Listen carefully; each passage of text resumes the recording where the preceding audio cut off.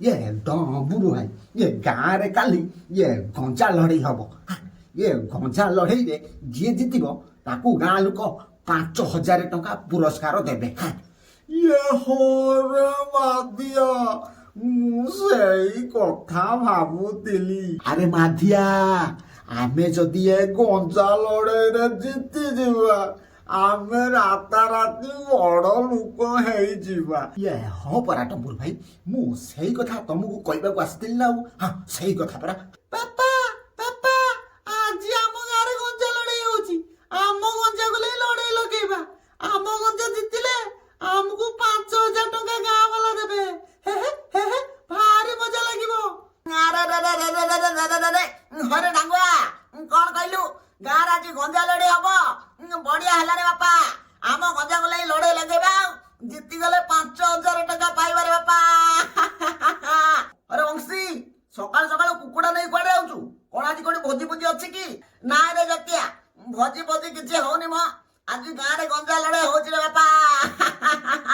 ଯିଏ ଏ ଗଞ୍ଜା ଲଢେଇରେ ଜିତିବ ଗାଁ ଲୋକ ତାକୁ 5,000 ଟଙ୍କା ପୁରସ୍କାର ଦେବେ ବାପା। ମୁଁ ସେଇଥିପାଇଁ ମୋ ଗଞ୍ଜାକୁ ଲଉଛି। ଆଉ ଯିବୁ କିରେ? ଆସେ। ଆରେ ବଂଶୀ, ଟିକେ ରହ, ମୁଁ ଗାମୁଛା ନେଇକି ଆସେ, ସାଙ୍ଗ ହେଇକି ଯିବା।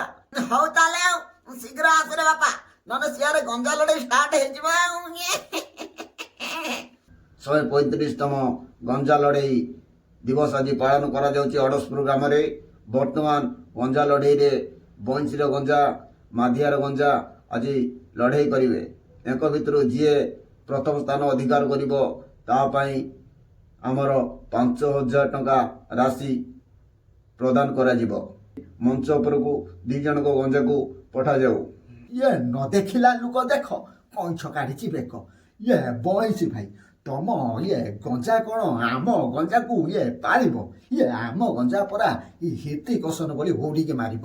ହଁ, ତମ ଗଞ୍ଜା ଏକା ସାଙ୍ଗେ ସେ ଛେଳି ହେଇଯିବ ବା। ହଁ, ଛେଳି ହେଇଯିବ। ଇଏ ହରେ ମାଦିଆ, ଆମ ଗଞ୍ଜା ହିତିକ ରୋଶନ ପରି ଡେଇଁକି ମାରିବ। ତାଙ୍କ ଗଞ୍ଜା କଣ ପାରିବ? ହଉ, ମନ ବୁଝିବା ପାଇଁ ଟିକେ ହେଇଯାଉ। ହରେ ମାଧିଆ, ହରେ ନବୁରୁ, ତମ ଗଞ୍ଜା ହିତିକେଶନ ପରି ମାରୁଛି ନା ରାଇମନ ପରିଲା ଭଳିଆ ମାଡ଼ ଖାଉଛି? ଟିକେ ଧୈର୍ଯ୍ୟକୁ ଅପେକ୍ଷା କରରେ ବାପା। ମନେ ମନେ ଆଣ୍ଟ କରିକି ଘାଣ୍ଟ ଖାଉଛ। ଆଉ ଡେରି କେମିତି କରୁଛ? ଝୁଟି ଝୁଟି ଗୁଞ୍ଜା ଲୁଡି ଆରମ୍ଭ କର। ଦର୍ଶକ ପାଇଁ ଅନେଇକି ବସିଛନ୍ତି। ଆଲେ ହଲେ, ଆଲେ ଦେଲି କାହିଁକି କଲୁ ତ? ଆଲେ ତିଗିଲ ତିଗିଲ ଗନ୍ଧ ଲଲେ କାଟ କଲଲେ, ଆଲେ ଦେଖିବାକୁ ଭାରି ମଜା ଲାଗିଯାଉ। ସୂଚନା ପ୍ରତି ଧ୍ୟାନ ଦିଅନ୍ତୁ। ମଞ୍ଚ ଉପରେ କୌଣସି ଝଗଡ଼ା କରନ୍ତୁ ନାହିଁ। ଗଞ୍ଜାକୁ ମଞ୍ଚ ଉପରେ ଛାଡ଼ି ନିଜ ନିଜ ସ୍ଥାନରେ ବସି ପଡ଼ନ୍ତୁ।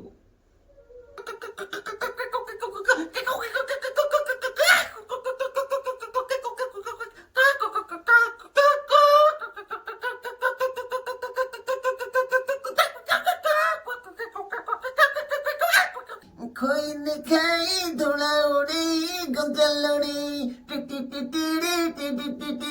ଆଲେ ହଲେ ଲତିଆ, ବହୁତ ମଜା ଲାଗୁଥିଲେ। ଆଲେ ବଂଶୀ କାକାଙ୍କ ଗନ୍ଧା, ଆଲେ ମାଲଲେ ମାଲେ, ମାଦିଆ କାକାଙ୍କ ଗନ୍ଧାକୁ ମାଲଲେ, ଆଲେ ତତେ ମାଲୁତି ମାଲେ। ଇରେ ଆଚ୍ଛା, ଆମ ଗଞ୍ଜା ଜିତିଗଲା ରେ। ଆରେ ଡାଙ୍ଗ, ଆମ ଗଞ୍ଜା ଜିତିଗଲା। ହଁ ହଁ ରେଳ ଭାଇ, ଆମ ଗଞ୍ଜା ଜିତିଗଲା ରେ। ହେ ହେ ହେ ହେ, ବାପା ବାପା, ଝିଅଟି 5,000 ନେଇକି ଘରକୁ ଚାଲ। ଆମେ 5,000 ଟଙ୍କାରେ ଆଜି ମଟନ କରି ଖାଇବା। ହଇରେ, 5,000 ଟଙ୍କା ଯେ ମିଳି ସାରୁ ନଈ ନ ଦେଖୁଣୁ ତମେ ଦି ଭାଇ ନଙ୍ଗଳା ହେଇ ପଡୁଛ। ଏହି ଗଞ୍ଜା ଲଢ଼େଇରେ ବଂଶୀର କୁକୁଡ଼ା ପ୍ରଥମ ସ୍ଥାନ ଅଧିକାର କରିଛି। ବଂଶୀ ମଞ୍ଚ ଉପରୁ ଆସି 5,000 ଟଙ୍କାର ଚେକ୍ ନେଇଯାଆନ୍ତୁ। ସାଙ୍ଗମାନେ, ଆମ ଭିଡିଓଟି ଆପଣମାନଙ୍କୁ କେମିତି ଲାଗିଲା? ଯଦି ଭିଡିଓଟି ଭଲ ଲାଗିଲା, ଭିଡିଓଟି ଲାଇକ୍ ସେୟାର ସବସ୍କ୍ରାଇବ କରନ୍ତୁ। ଯଦି ଆମ ଚ୍ୟାନେଲରେ ନୂଆ ଅଛନ୍ତି, ବେଲ୍ ନୋଟିଫିକେସନକୁ ଅଲରେ କ୍ଲିକ୍ କରନ୍ତୁ। ଆଉ ଲାଇକ୍ ସେୟାର ସବସ୍କ୍ରାଇବ କରନ୍ତୁ। ଆଗକୁ ନୂଆ ନୂଆ ଭିଡିଓ ଦେଖିବାକୁ ପାଇବେ। ରହିଲି, ଜୟ ଜଗନ୍ନାଥ।